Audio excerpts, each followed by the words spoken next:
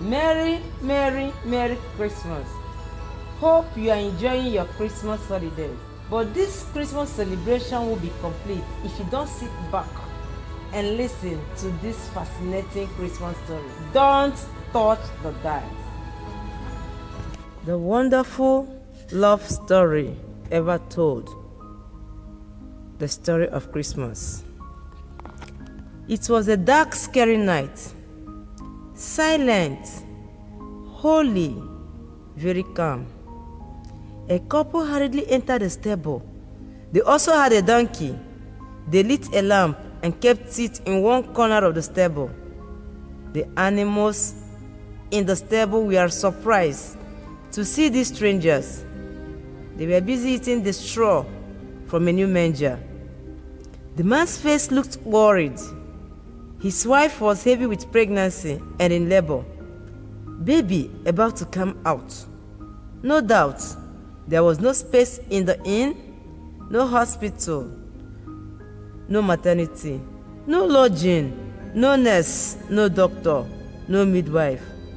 Birth, a special baby, was ordained to come out that same moment, irrespective of what was not in place. The only available was the stable. Wait a moment. Isn't it fulfill the prophecies of the scripture? Well, we'll get to know better. The man asked his wife to lie down on the cloth he spread for her. And suddenly, there was a cry of a baby. The cattle stopped eating the straw. They had never heard a human baby's cry in that stable. The stable was for animal babies, not human. The man smiled at the sight of a newborn. He carried the baby near to his wife's face. Both were happy to see their son. The man looked around as if for something, and then lifted the manger and brought it closer to his wife. He rearranged the straw. He wrapped the baby in bands of cloth and placed him in the manger. The wooden manger carried the son, the treasure of Mary and Joseph, and of course, the treasure of humanity and divinity, baby Jesus. Back in the city, that same night, were shepherds staying in the field nearby, guarding their flocks of sheep. Hey, see a star? Yes, I can see it. It's a special star. Wonderful. A great star is born. Who can it be? Where can it be? Suddenly, an angel of the Lord appeared among them, and the radiance of the Lord's glory surrounded them. They were terrified. But the angel reassured them. Don't be afraid, he said. I bring you good news that will bring great joy to the people.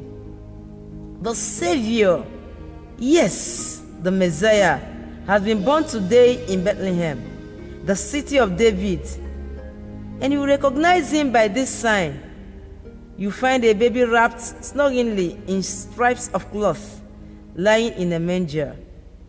Suddenly, the angel was joined by a vast host of others, the armies of heaven, praising God and saying, Glory to God in the highest. Glory to God in the highest heaven, and peace on earth to those with whom God is pleased.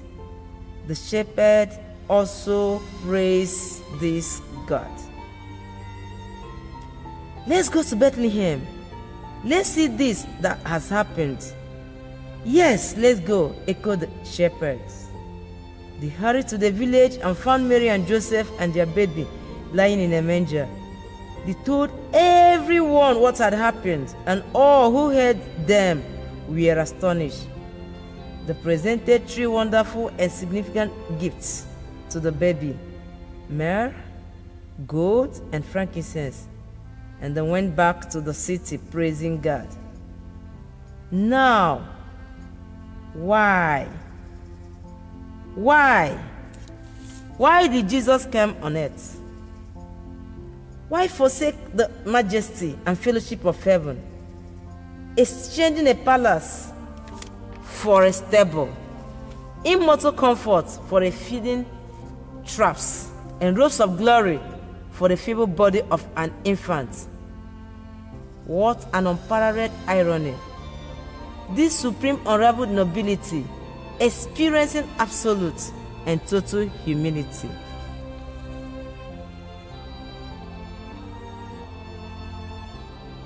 As sovereign God Emmanuel, as a baby, he didn't come to heap shame upon sinners or to judge and cast out the impure, but to break bread with those called unrighteous. He didn't come to eliminate every mystery of the cosmos or to enlighten the intellectual, but to fulfill the testimony of a prophet clothed in rags.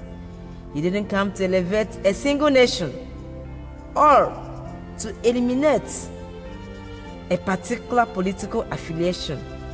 He came because he saw you broken in need of salvation.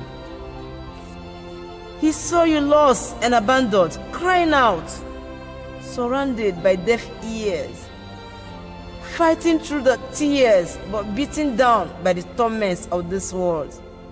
And unable to bear your distress, he renounced his throne.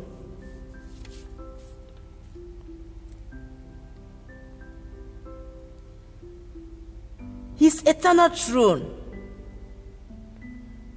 He bore the stripes, accepted the nails, and gave up his last breath of life. And God, a holy infinite God, beheld your pain, perceived your heart, and determined that your soul was worth dying for. From the manger to the cross to the empty tomb, it is all a story of a profound love of a Savior who rescued his children from darkness, of a blameless King who declared that no sacrifice was too great for the sake of his beloved creation. Why did Jesus come to earth? He came for you and I. He was seated in the heavenly places and was called the Prince of Peace, the Almighty, the Creator of the world, our Emmanuel. He came to shed his blood for us on the cross. He came for the righteous and for the unrighteous, the president and the senate, House of Reps, ministers. He came for everyone. He was born by a Virgin Mary, his father a carpenter. This person is no other but our Savior, Jesus Christ. Wow. Hallelujah. What an interesting story. Now it's question time. 1. Why did Jesus come to this earth? 2. Who exchanged divinity for humanity? 3. What is that interesting thing that showed us that a star was born on earth? Finally, tell us the 3 significant gifts that this shepherd gave to the Lord Jesus. Bye-bye.